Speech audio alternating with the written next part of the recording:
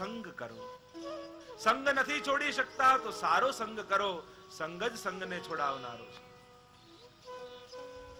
પ્રભુને ગમ્યું નહીં, ઉત્સવ મારો ચાલી રહ્યો છે ને મને જ લોકો ભૂલી ગયા છે. ઘણી વાર એવું થાય, ઠાકોરજીનો મનોરથ કરવા જઈએ પણ લૌકિક વ્યવહારમાં એટલા પડી જઈએ, ફલાણા આવ્યા છે એને બોલાવવા જઈએ ને એને બેસાડવા જઈએ ને એને સારું કરવા જઈએ, તો જેનો ઉત્સવ છે એ ઠાકોરજીને ભૂલી જઈએ અને બધાનું સ્વાગત કરીએ. પ્રભુને ગમતું નથી. શકટની નીચે બાંધેલા પ્રભુએ એક લાતનો પ્રહાર કર્યો. શકટાસુરનો ભંગ થયો. શકટ તૂટ્યો છે, રસો ઢોળાયા છે, મોટો અવાજ થયો. બધા જ દોડતા આવ્યા. પ્રભુને ગળેથી યશોદાજીએ લગાવ્યા. વ્રજભક્તોની લૌકિક આસક્તિનો નાશ કર્યો. મહાપ્રભુજીએ કહ્યું, જે લૌકિકમાં ચિત્ત જતું રહ્યું, શકટ ભંજન દ્વારા ઠાકોરજીએ લૌકિક આસક્તિનો વ્રજવાસીઓનો નાશ કર્યો છે. એમનું ચિત્ત પોતાનામાં લગાડ્યું. ઘણીવાર બહુ લૌકિકમાં ચિત્ત લાગે એટલે ઠાકોરજી કંઈ ને કંઈક એવું કરે, કંઈક ને કંઈક તોડે ફોડે, એટલે કંઈક લૌકિક વિપત્તિ આવે એટલે જીવ પાછો લૌકિકમાંથી ખસીને ભગવાનમાં લાગે. જો નાના બાળકનો સ્વભાવ હોય છે, નાનું બાળક હોય ને, બહુ હાલ કરતા હોઈએ આપણે, અને ઘરમાં મહેમાન આવે અને મહેમાન જોડે આપણે વાતે વળગ્યા હોઈએ અને એની તરફ ધ્યાન ના આપીએ એટલે વધારે તોફાન કરે. આ ચાઇલ્ડ સાયકોલોજી છે. મહેમાન આવે ને ત્યારે નાનું બાળક વધારે તોફાન કરે, કારણ દરરોજ એની તરફ બહુ ધ્યાન આપતા હોઈએ ને આજે એની સામે જોતાય નથી, એટલે તોફાન કરીને આપણા બધાનું ધ્યાન પોતાની તરફ આકર્ષિત કરવાની કોશિશ કરે. એમ ઠાકોરજીને પણ બાલ આપણે ભજીએ છે એટલે પ્રભુ બાળક બની જાય. લૌકિકમાં બહુ વ્યસ્ત થઈ જઈએ અને ઠાકોરજીને ભૂલી જઈએ એટલે પ્રભુ કંઈક ઉત્પાત કરે એટલે આપણું ધ્યાન પોતાની તરફ ખેંચી રહ્યા છે એમ માનવું. આગળ એકવાર યશોદાજી પોતાના ખોળામાં લાલનને લઈને બેઠા છે. કંસે તૃણાવર્તને મોકલ્યો છે, આંધીના રૂપમાં, વંટોળિયાના રૂપમાં આવ્યો છે. લાલનને બેઠા જોઈ થયું કે લાવો કૃષ્ણને ઉપાડી જાઉં કંસ પાસે. ભગવાને પોતાનું વજન વધાર્યું, ઉચકી ન શક્યા માતા અને લાલનને નીચે મૂકી દીધા. તૃણાવર્તને થયું હવે મોકો સારો છે, લાવો એમને ઉઠાવીને લઈ જાઉં. પોતાના ખોળામાં લઈને ગોળ ગોળ ગોળ ગોળ ફરતો ફરતો આકાશમાં ગયો. ભગવાને પોતાનું વજન વધાર્યું, એટલું બધું વજન થઈ ગયું કે શિલા પર પટકાયો તૃણાવર્ત, એનો વધ થયો. આ તૃણાવર્ત એ રજોગુણનું સ્વરૂપ છે. મહાપ્રભુજી સમજાવે છે, રજોગુણની આંધી જીવનમાં જ્યારે આવે ત્યારે મનુષ્યને કંઈ પણ દેખાતું નથી. સ્વયં ગીતામાં અર્જુને ભગવાનને પૂછ્યું કે આ વ્યક્તિ, આ મનુષ્ય જાણે છે કે આ પાપ છે, છતાંય પાપ કેમ કરે છે? કોણ એવી શક્તિ છે જે મનુષ્યને બલાત પાપ કરાવે છે? દરેક વ્યક્તિને ખબર હોય કે આ ખોટું કરી રહ્યો છે, આ પાપ છે, આ મારે ન કરવું જોઈએ, છતાં એ કેમ કરે છે? અને ત્યારે ભગવાને કહ્યું, કામ એશ ક્રોધ એશ રજોગુણ સમુદ્ભવ મહાસનો મહાપાપમાં વિદ્યેન મિહ વૈરિણમ. આ રજોગુણ માણસને પાપ કરાવે છે. આ રજોગુણથી ઉત્પન્ન થનાર કામ અને ક્રોધને કારણે મનુષ્ય પાપ કરે છે. આ રજોગુણને તું વેરી જાણ. આ તૃણાવર્ત રજોગુણનો રૂપ છે. જ્યારે કામની આંધી જીવનમાં આવે, કારણ કે રજના રૂપમાં છે ને, તૃણાવર્ત આંધીના રૂપમાં છે. વંટોળિયું આવે ત્યારે બીજું કંઈ દેખાય નહીં, અને એવા સમયે જો ભાગવા જાઓ તો પડી જાઓ. એ સમયે તો નીચે બેસી જવાનું.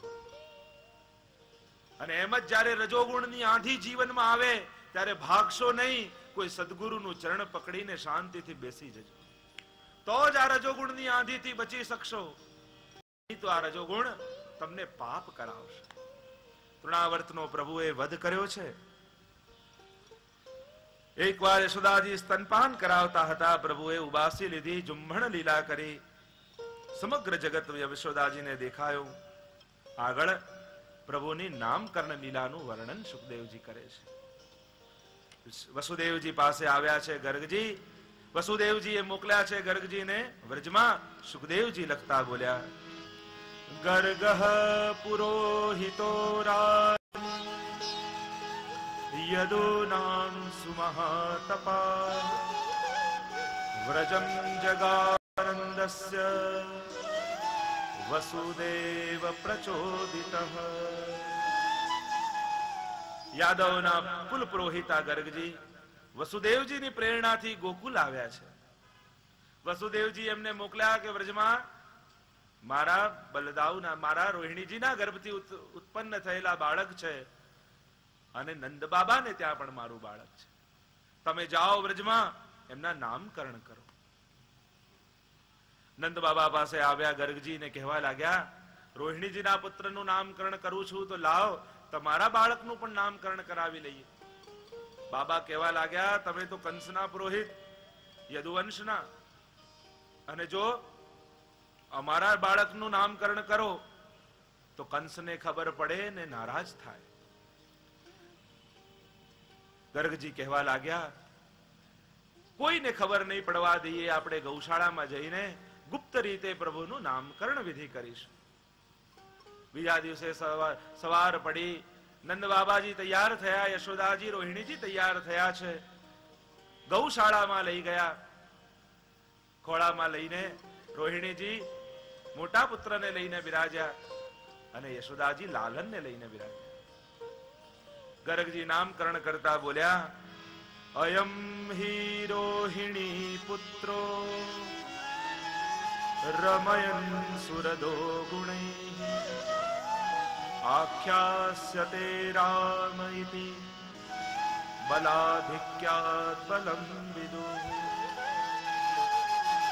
આ ગોરો ગોરો જે રોહિણીજીના ખોળામાં બેઠો છે, અયમ હિ રોહિણી પુત્રો રમયન સુરદો ગુણૈ, એ તો સર્વને આરામ આપનારા, ગુણોથી યુક્ત, અને એ બલમાં અધિક થશે તો એમનું નામ હું બલરામ રાખું છું.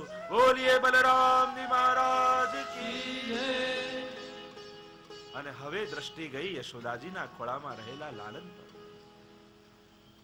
પ્રભુ એ ગર્ગજી સામે જોવા લાગ્યા અને ગર્ગજી જાણી ગયા કે આ કોઈ સાધારણ બાળક નથી.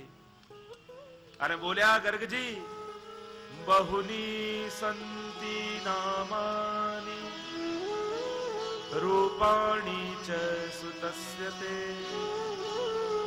ગુણકર્માનુરૂપાણી તાન્યહમ વેદનો જના. આનું નામ હું શું રાખું? બહુની સંતિ નામાની, હરી તારા 6000 નામ, કયે નામે લખવી કંકોત્રી, અને રોજ રોજ બદલે મુકામ, કયે ગામે લખવી કંકોત્રી. આના તો અનંત નામો છે. આ તો દરેક યુગમાં પ્રગટ થાય છે, દરેક યુગમાં ભિન્ન ભિન્ન વર્ણ લઈને પ્રગટ થાય છે. આને જોતા જ મારું મન આની તરફ આકર્ષિત થવા લાગ્યું, એટલે આનું નામ હું કૃષ્ણ રાખું છું. બોલીએ કૃષ્ણ કનૈયા લાલ કી જય. કૃષ્ણ નામ રાખ્યું. બધા જ પ્રસન્ન થઈ ગયા. જ્યાં ગોપીએ નામ સાંભળ્યું, કૃષ્ણ નામ જપતે શ્રવણ સુન્યો રી આલી, ભૂલી રી ભવન હો તો બાવરી ભઈ. કૃષ્ણનું નામ સાંભળતા જ કેટલીક ગોપીઓને તો ત્યાં જ મૂર્છા આવી ગઈ. જે કર્ષણ કરે, જે પોતાની તરફ ખેંચે, એ જ કૃષ્ણ છે.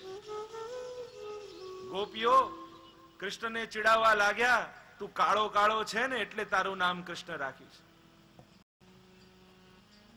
અને ઠાકોરજી કહેવા લાગ્યા, હું તો બધાને ખેંચવા આવ્યો છું, કર્ષણ કરવા આવ્યો છું.